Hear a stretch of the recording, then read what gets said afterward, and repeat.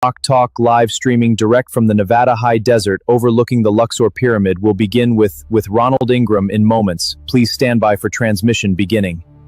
10, 9, 8, 7, 6, 5, 4, 3, 2, 1.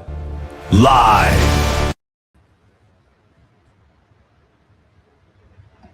Hey everyone, Ronald Ingram here, your rebel banker futurist, broadcasting live from the Nevada high desert, looking down on the Luxor pyramid.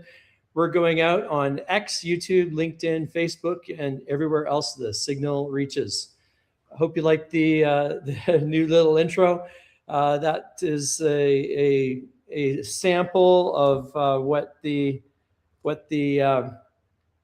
avatar is looking like for the launch of BROK, and that's what we're going to talk a lot about today. Is the BROK countdown.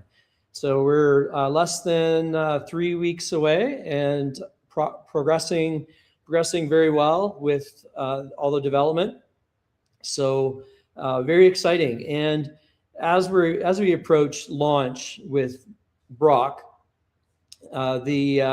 I get to hear more and more feedback and have more and more customer discovery conversations, and really interesting to hear all the things that people are planning to use it for. So I want to talk a little bit about that today.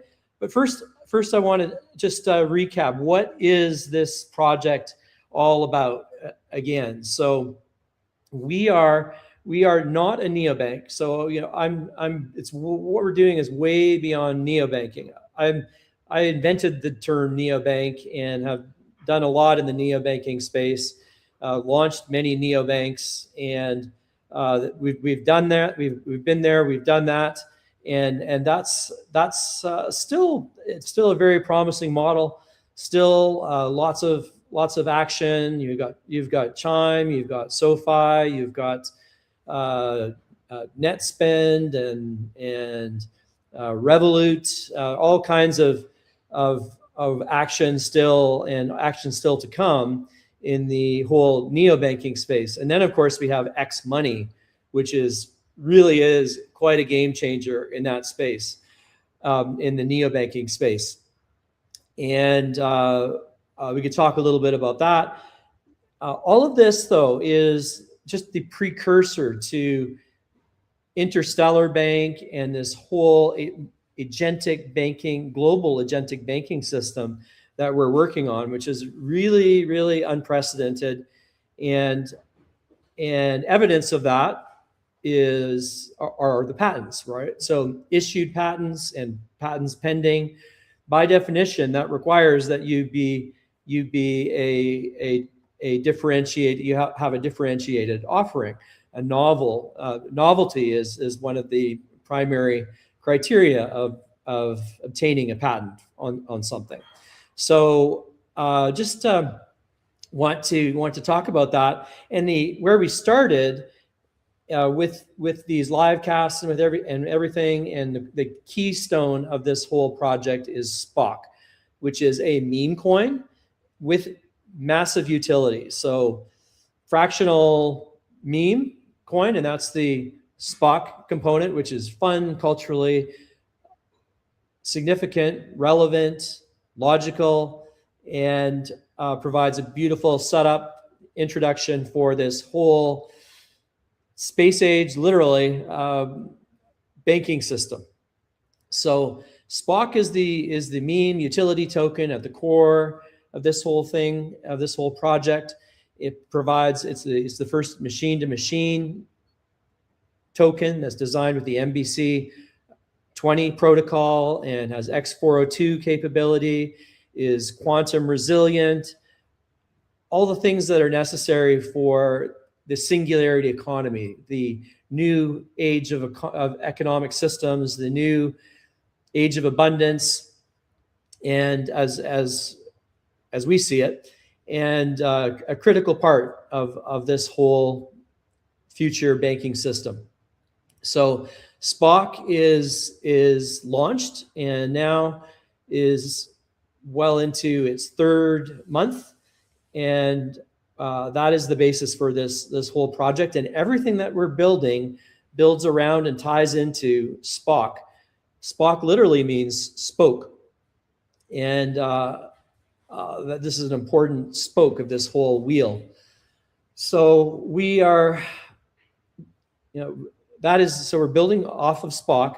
And then we also have the Ingram evaluation matrix, which is a system designed to enable intelligent, explainable decisions in banking and other fields where there are high stakes decisions to be made. Also novel, also patented, far beyond anything that any existing neobank that I'm out there is doing, as far as I know. Also, we have the Neo Score, which is the first scoring system, credit scoring alternative that allows people to have more ownership of their data. It's portable. You bring it with it.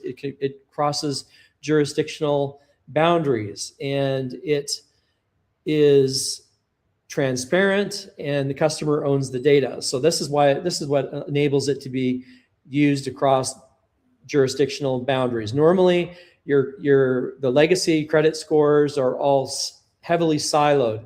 You could have a great credit score in New York, move to London, and you're starting from scratch, or vice versa.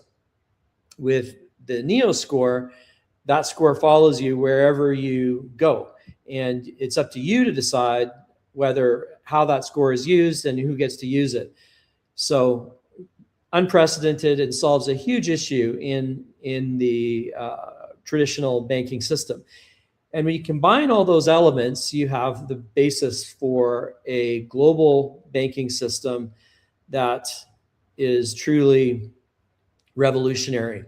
So that's just the recap for those that are maybe joining us for the first time. So and this little graphic explains it quite well. So we've got BROK, which is the face of all this, whether you're a banker, whether you're a veteran, an artist, anybody that a student, someone that's just graduating, someone that's looking for a job, someone that's looking to get out of a job and have their own business, a trader, someone that's looking to develop a trading system, trading platform, and do that part-time or full-time, freelancers, content creators, people that want to create agencies, marketing agencies, content producers, anybody that wants to start a business, have a business, or anybody that just transacts with any kind of currency. You have a need to budget. You need to have a need to save, and that's pretty common, right? Budgeting, saving, that is, everybody's got that. That's not differentiated at all. But to have a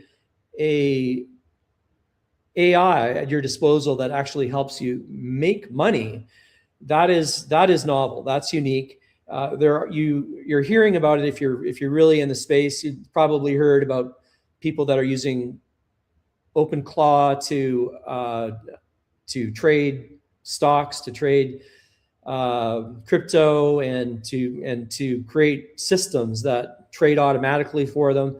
I had a conversation with someone today that is working on that very thing, and was struggling with automation of their system. They had a formula for extracting value and identifying good trades, but in the age of automation, fingers are too slow. So you can have, for many trading systems, you need to have highly automated systems that can trade at sub-second speeds. So BROK is enabled to help with all these use cases, and I'm going to talk a little bit about that today. But so BROK is the face of all of this. And so whether you're in any of those categories, originally though, it was designed for bankers. It was designed to make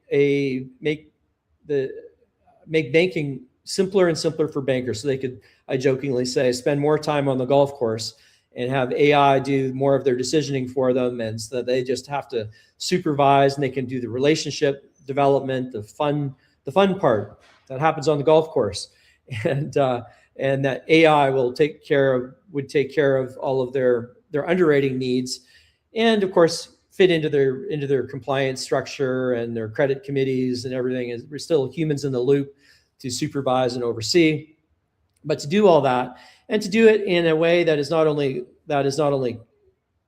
meets current compliance expectations, but is quantum resilient as well. So that was where I started, and I built that whole system out. I've also built lending systems and over the years, and I've made it so simple for bankers that I decided, why not make this available to everybody? And so that's what we're doing. I'm making it available to bankers. I've got a lot of interest from bankers. I'm also a faculty member of the Bankers Institute, and seen a lot of interest. There's obviously a lot of interest, and not a lot of implementations yet, but there's a lot of interest in implementing artificial intelligence in banks, and that's one of the areas that I focus on, as well as crypto and quantum and QDA, quantum resilience, preparation for the and defenses against the harvest now, hack later exploits that are underway right now, where consumer data is being harvested for decryption, for decoding and hacking later once quantum computing becomes more readily available. You can already rent a quantum computer. Not a lot of people know that, but so it's already there. It may already be occurring. This harvest now, hack later situation. So that is something that many bankers are starting to become aware of, that they need to be prepared for.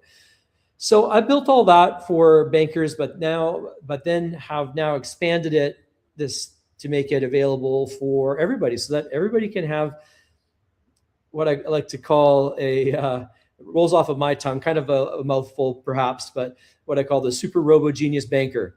So to give that to everyone. Okay, so let's run through I talked about the NEO score, and eventually all of this fits into a new banking system that is truly global in nature, building on the global scoring, the global risk assessment, global ID verification systems. All of those things are part of the intellectual property held by neobanks, which holds all of these pieces. And applications there are applications. You see this community layer and Spock, and you see these other vectors, these other areas where the Ingram evaluation matrix and the scoring and all of these tools can be used in other spaces, but primarily for business banking, anything to do with personal, commercial, corporate finances are the sweet spot that we're focused on right now, that BROK will be focused on, plus a little bit of biohacking, because health and wealth, that's what I do. So, and they're both very complementary and important. So let's talk about the use cases for BROK. So first one I like to talk about are veterans. So we have, and this is something that came out of customer discovery conversations, just talking to people about what their needs are, and came across someone that was working extensively with veterans and wanted to expand that, and was looking for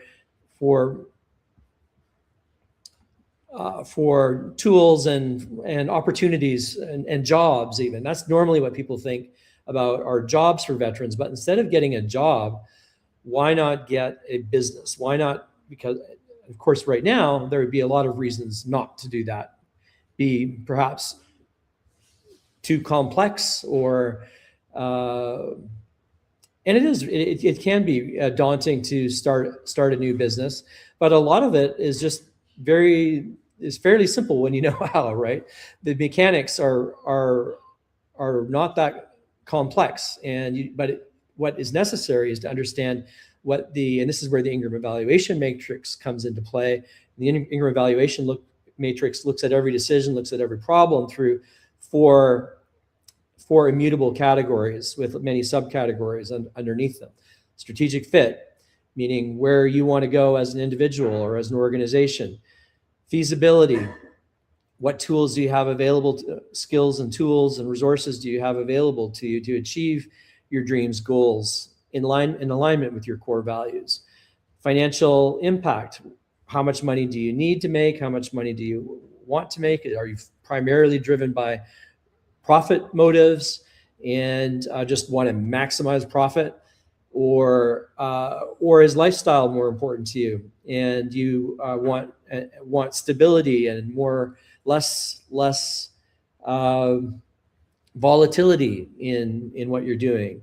And these will determine trading strategies and business opportunities that are best suited to you. And everyone is different, so there's no one franchise opportunity, there's no one business opportunity that fits everybody's needs. And that's one of the problems, where we're often kind of stuck in the industrial age mindset, where everything is assembly line, cookie cutter. We try to figure out one system, one method for all, like your traditional network marketing companies. They would try to have this machine where everyone had the same script and the same products and did the same things.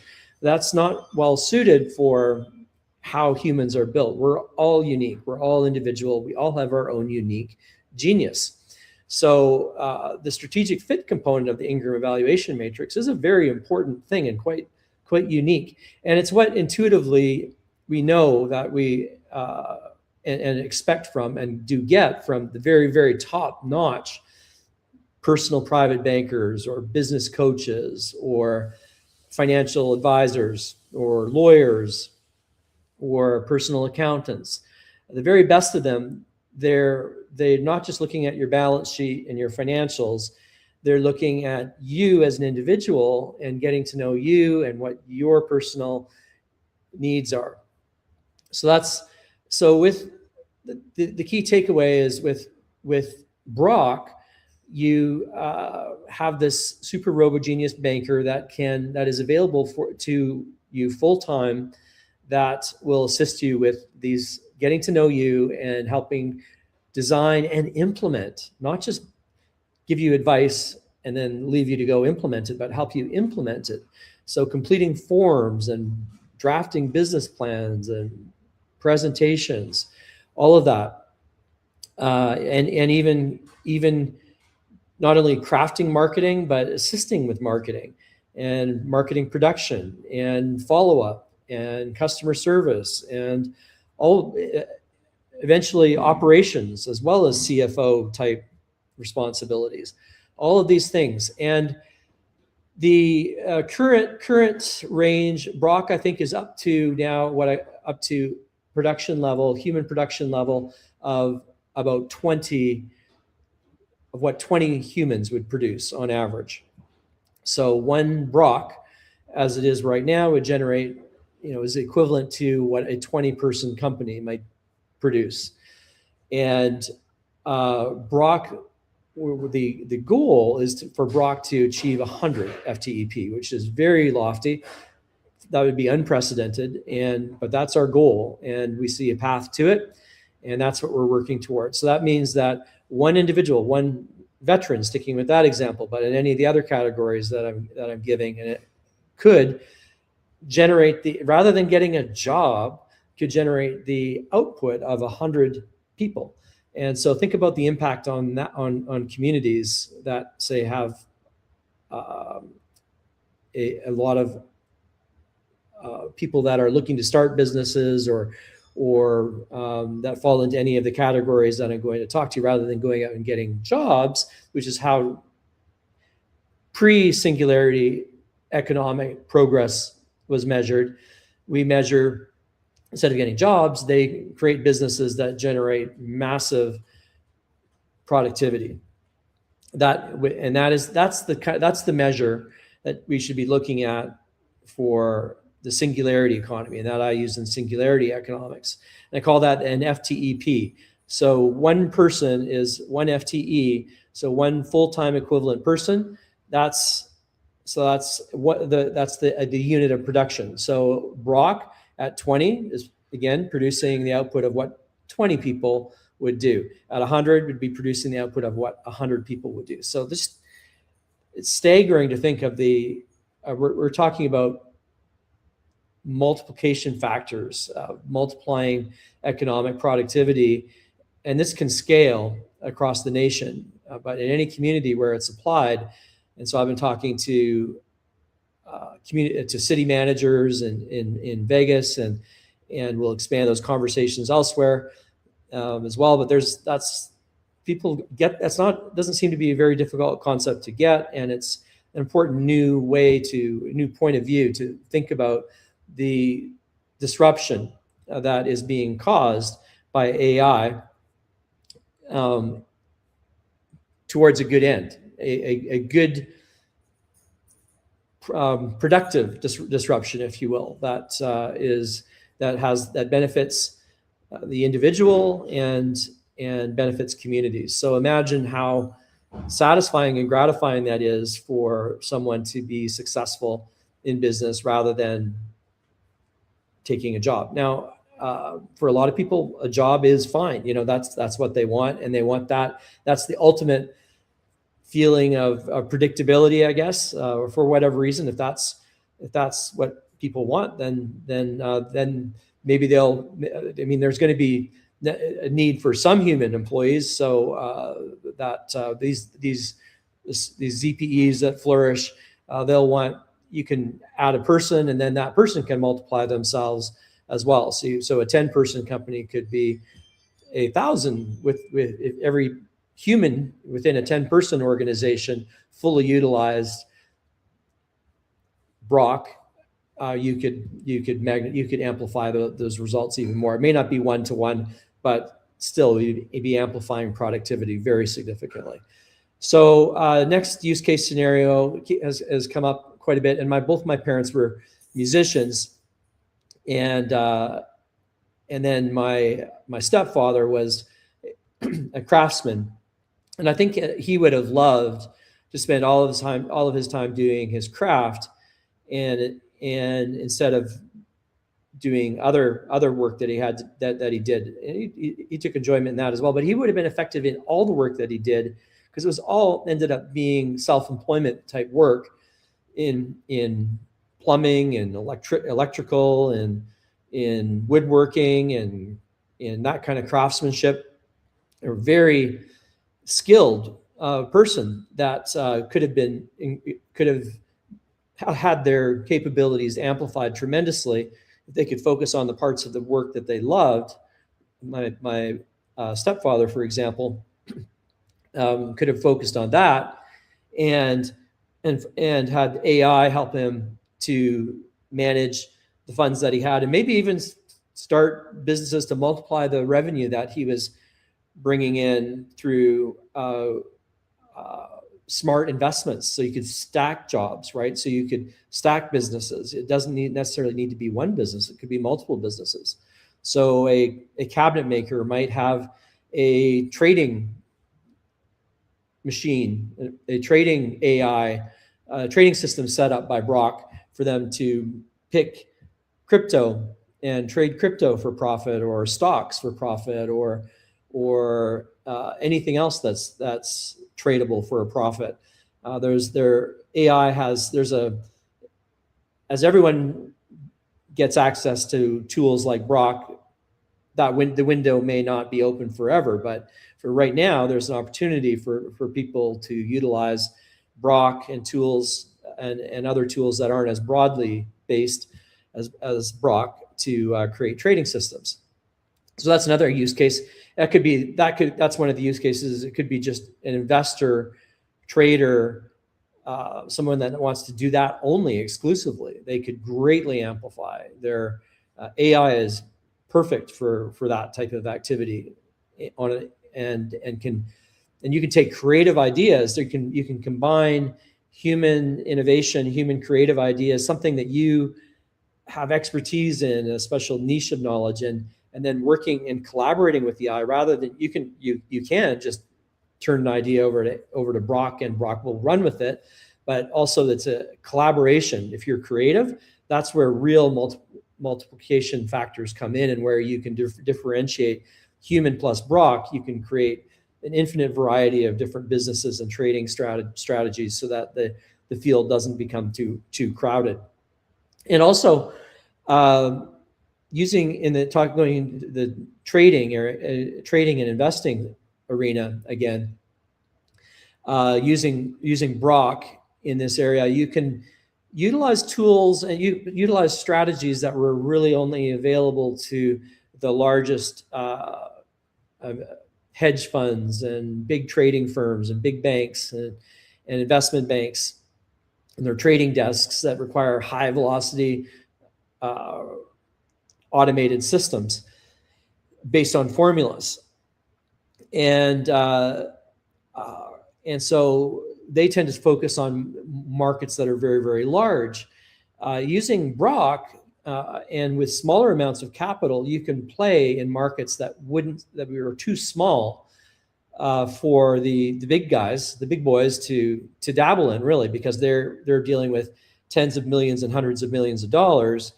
You can't really imagine doing that on pump fund, for example. The liquidity isn't there, the size, the scale isn't there, and they would never participate in that market. But smaller players can play in those spaces, and BROK can help them find that 1 in 100 crypto opportunities that meet all the right criteria, that suggest that they're not likely to be a scam, and therefore greatly reducing the probability of success. Now, let me throw in the disclaimer right now.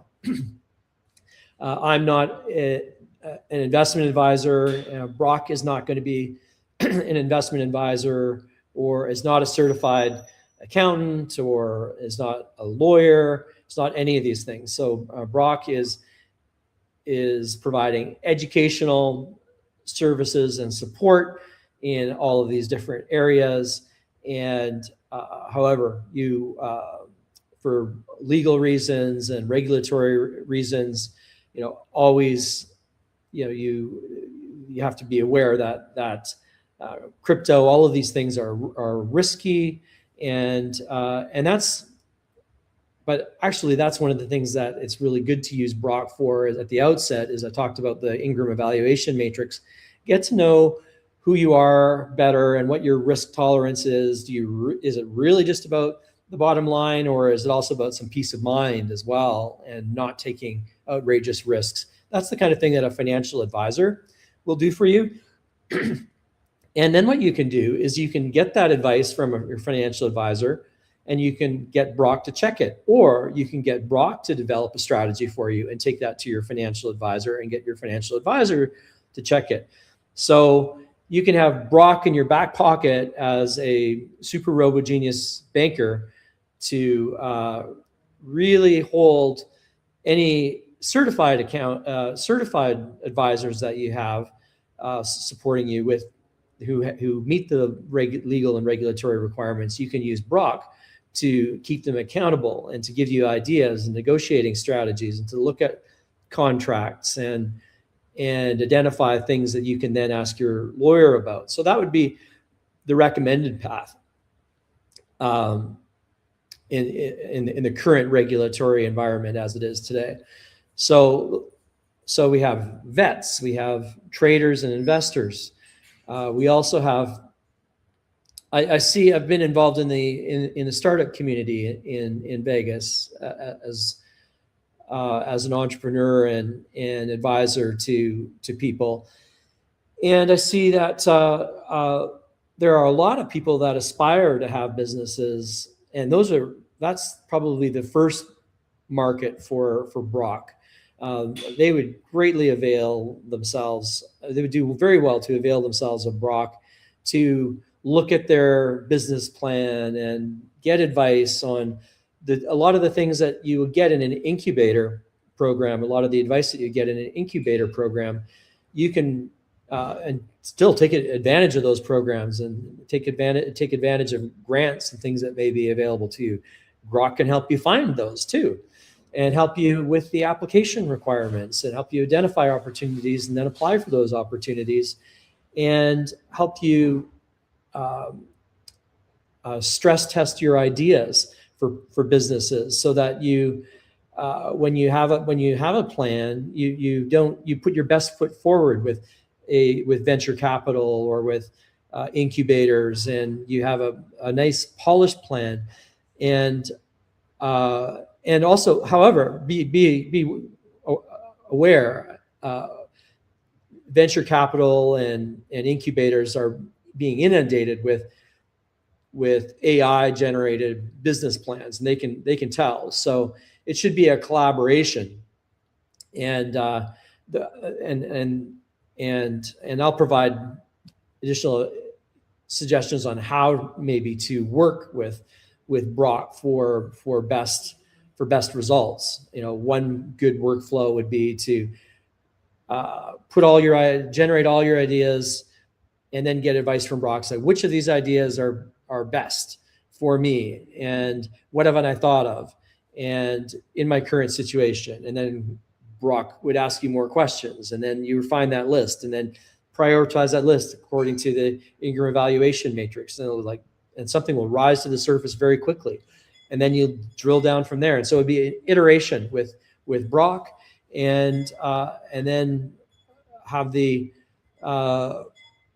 then make sure that you're not just throwing out especially for grants and business plans where you're talking to investors, and or even for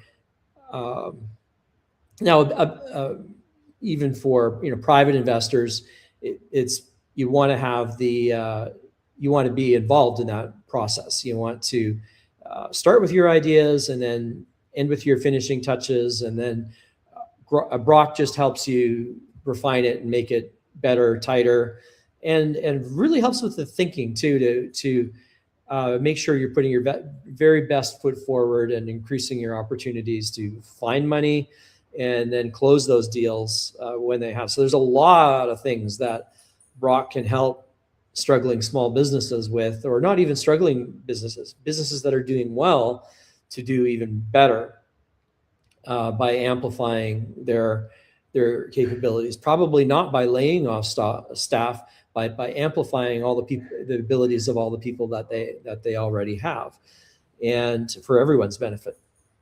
So there's another use case. Freelancers. I think that freelancers, whatever your skill is, graphic design, copywriting, I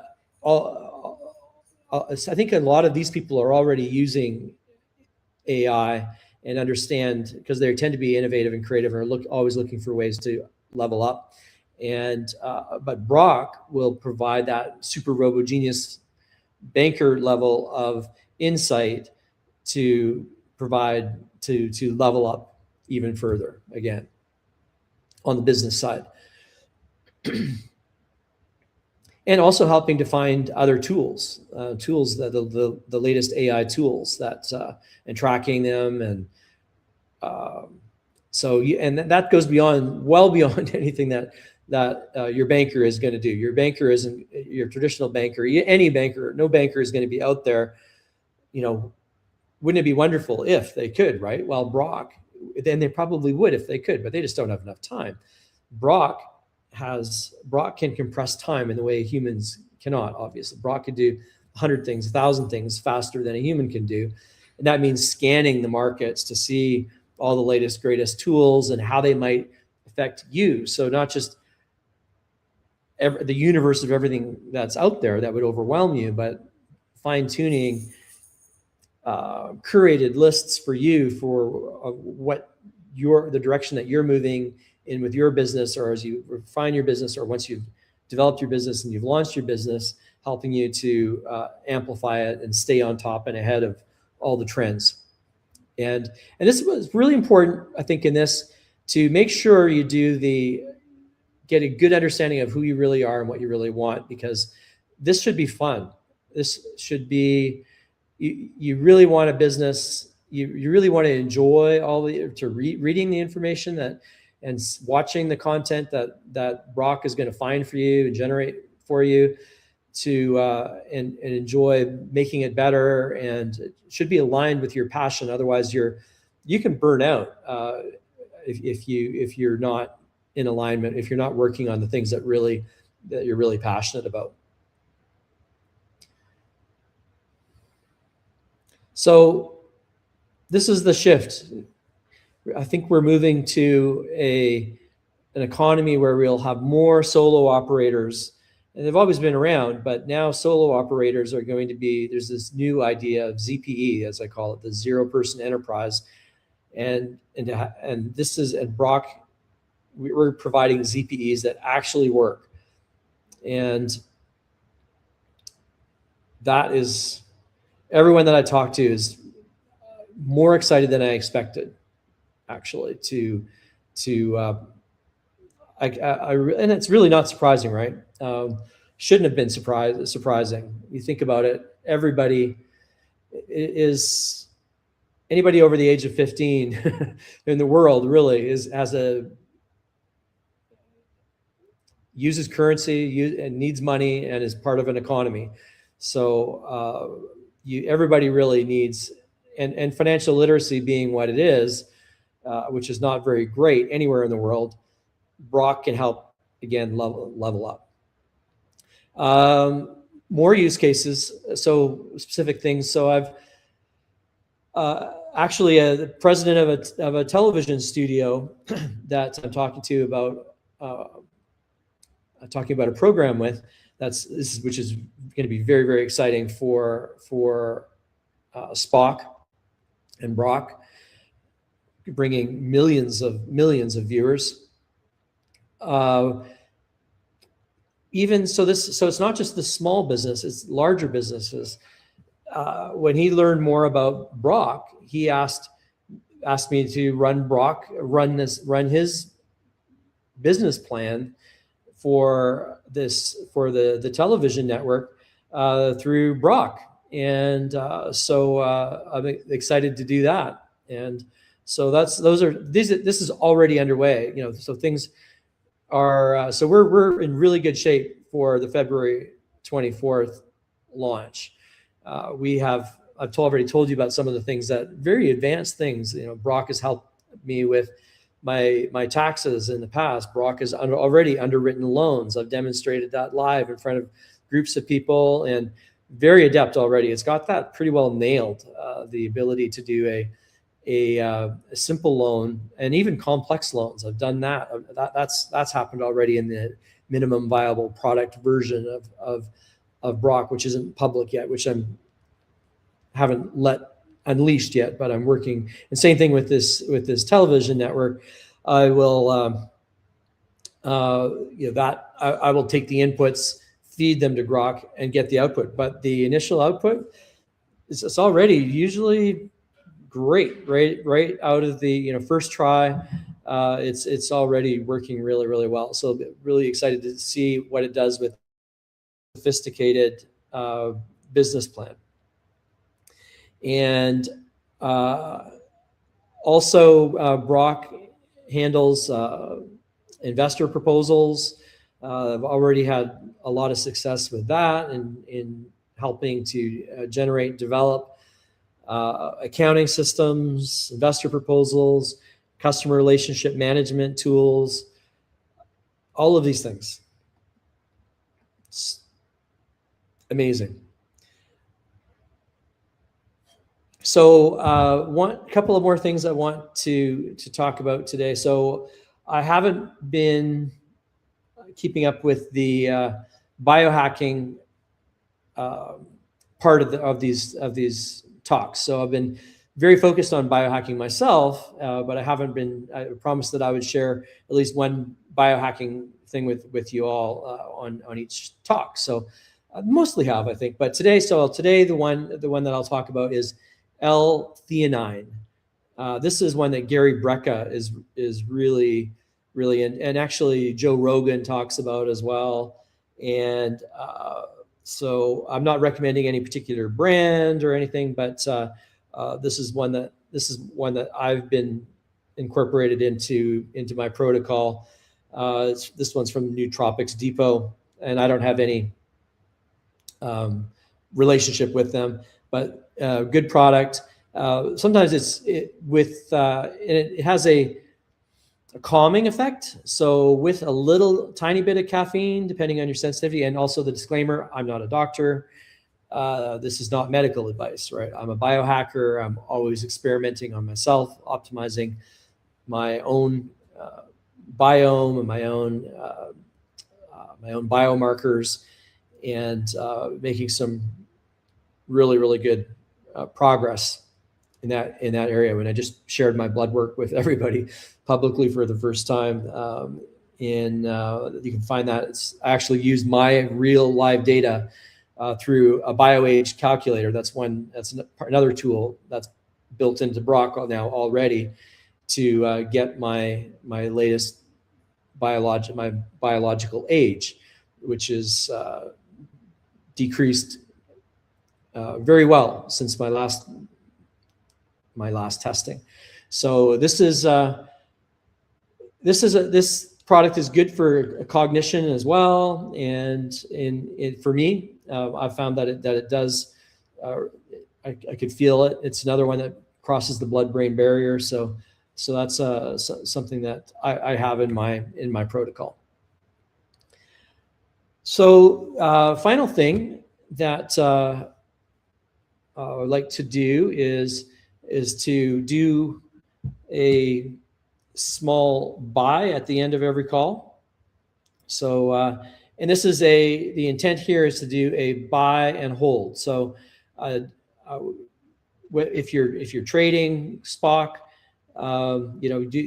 do what you want to do, but I'm only buying and holding, and because I know it's coming, and not hype, but it just, I communicate everything that I can. There's some things that I can't communicate because of non-disclosure agreements.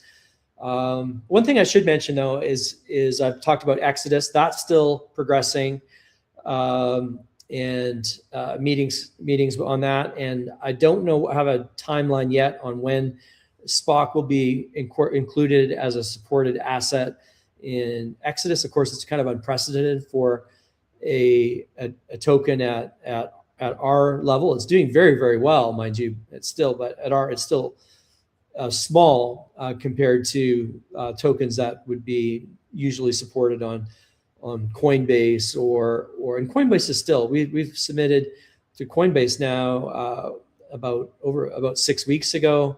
We're already on Jupiter, on CoinGecko, on Dex Screener, on Phantom, on Soulflare, many other Solana wallets, but and Phantom is the one that we usually recommend, or Soulflare, for ease of use. Also, now I have on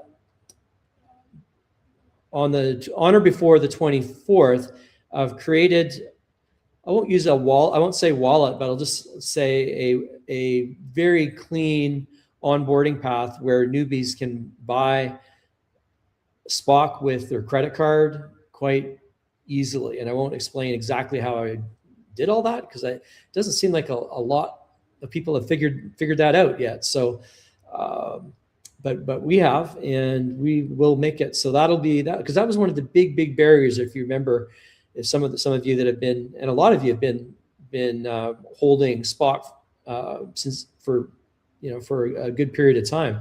So if you remember early on, and still to this day, I was livid when I started, but now I'm close to the solution. So I'm excited actually, as we're going to have a differentiator.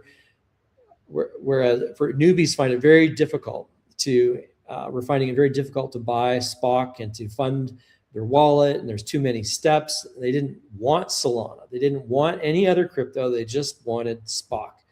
And they didn't care about any of the other cryptos that are out there at this time. That's just the fact. That's because they were being educated on what our vision is for SPOC, with the whole global agentic banking system. A lot of them are frustrated with their banking relationships, even affluent people, maybe even more so affluent people than, but all across the board, every level of the socioeconomic spectrum and every type of job, every level of net worth, positive or negative, have not been very happy with their experience of trying to buy crypto. So we've solved that, and I might even be able to roll that out ahead of time, but we'll just stick with July 24th. I like over promise. So at that time, though, people will be able to just buy SPOC with their credit card and see their balance change. And I won't get into all the details and mechanics of it, but they'll see their balance and they'll be able to buy SPOC. So not your traditional wallet, just an easy way to buy and hold SPOC. So we're going to make this, we're going to make SPOC ever easier. So now let's get out your wallet, your preferred wallet, whatever you use. And as a signal that this is a buy and hold purchase an amount that is of SPOC that starts with 5. So that could be 500, 5,000, 5,500 SPOC, 5,100, 5,900, any number that starts with a 5, just for fun, right? This is, and I'd like to see, who's intending to buy and hold with this amount. So buy the amount that you feel comfortable holding. And this isn't investment advice, this is investment activism. Because when you do this, when you participate, it's not only for you, for your financial benefit and as a self-sovereign individual, but it's also to help to move the needle to change the system. You know that I want my vision, our dream is to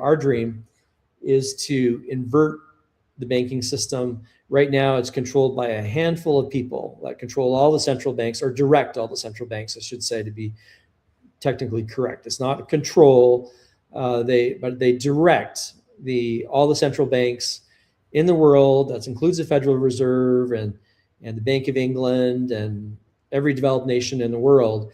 That has a central bank. That central bank is directed out of a global organization that is sets the guidelines. We'll call them guidelines for the whole entire world, and that degree of concentration has been the case, and it's been getting more and more concentrated until Bitcoin came along and started gaining traction, and crypto and decentralized finance overall. That has been it's becoming more and more concentrated, and now it's time. Believe it's time for a total reset, where we invert that table and give everybody a seat, and give everybody self-sovereignty, and to have control of their money. It's not the government's money; it's your money.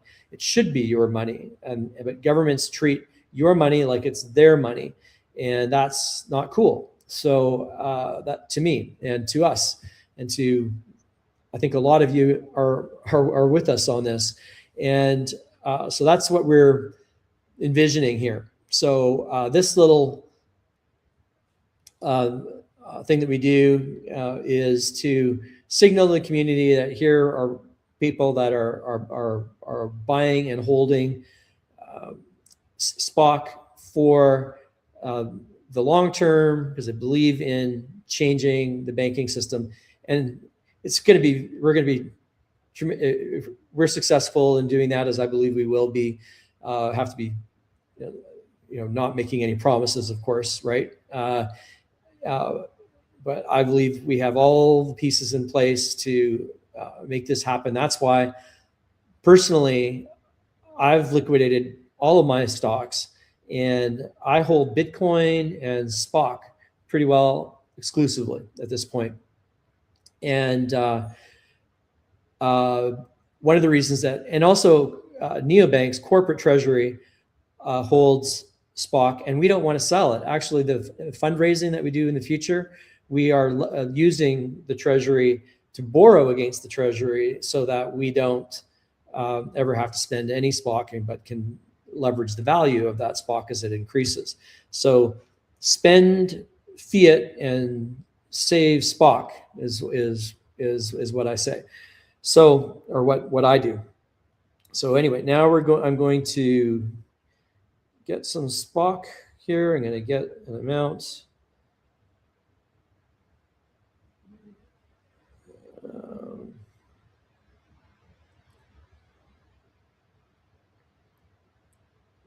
So get out your wallet and let's all.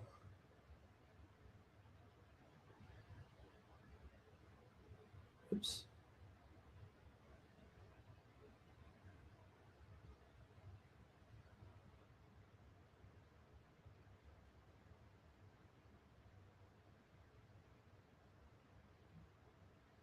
So 1, 2, 3, 4, 5, 6 actually comes out to 50,587 SPOC.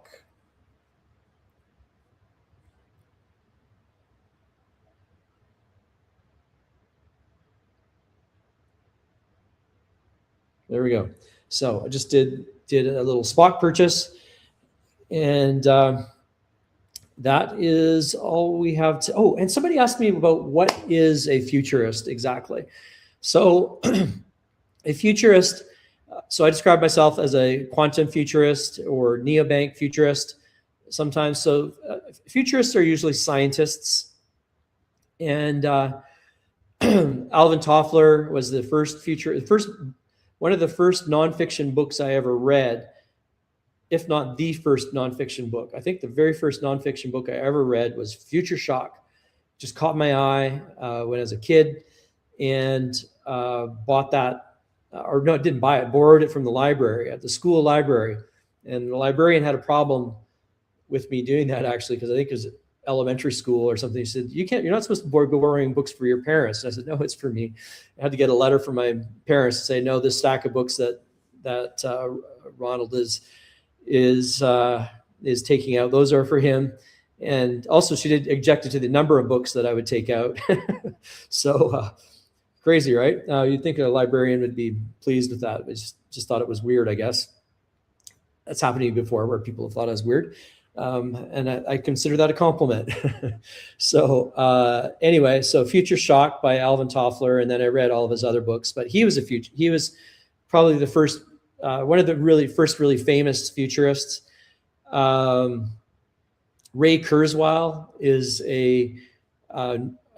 another futurist that's really influenced me. He wrote a tome in 2004 called "The Singularity is Near," 762-page book. It was a bestseller. Kind of rare for 762-page books, unless they're the Bible, which is the bestseller of all time. But the Singularity is Near. Very still amazing to read it. And he predicted, Ray Kurzweil predicted that the singularity would come in 2045. Now Musk says that we're in it, and Ray Kurzweil would say that we're on the cusp, and so it's actually way ahead of schedule. And the singularity, well, but okay, won't get into what the singularity is. Yes, the question was, what is a futurist? So the futurist is someone that is looking at and interpreting the future, and their key skill is foresight. That's what they specialize in, is in foresight. So there was, for a period of time, and there still is, an organization called the World Futures Society, the World Futurist Society, which I was a professional member of, and very active in, and but there's no official certification for someone as a futurist, and you know how much I care about certifications. They're really very, very important to me. Not really, and there are no certifications for futurists. So it's too new, really. It's a new field. But futurists, and they usually tend to specialize in a few areas that they go really deep into, but they also tend to be polymaths and interested, which is someone that's interested in a wide range of different things. And that's kind of necessary, actually, that you be a polymath to be a futurist, so that you can look at the patterns across a number of different industries and see how they're converging, and then speculate on where these converging trends are going to take us. And then you advise organizations like Google has. Kurzweil actually is the chief futurist, or was. I don't know if he still is in that role, but Google actually had a chief futurist and they employed Ray Kurzweil as in that role. So it may actually be something that might actually be a good occupation for people who are very curious about everything. And now with AI as a tool to help to assist in research in any area that someone is interested in. That used to be the hard. Futurists used to spend a lot of time in libraries. At one time, I thought I might like to be a librarian, spending so much time in libraries, but and reading, but only half joking. But library science, that was a good tool, and you could get a degree in library science, and just if you're a really curious, inquisitive person, you want to find every nugget of information that you can and be adept at that. So that's part of what a futurist does as well. So it's, in a way, it's never been easier and more important to be a futurist. However, to have credibility in the industry as a futurist, it takes, you have to put it has to be a kind of a lifelong passion, I think, probably, to where you've been accumulating knowledge across a large number of areas and publishing and writing. So but in a nutshell, I would say a futurist is not a prophet, not an oracle, but a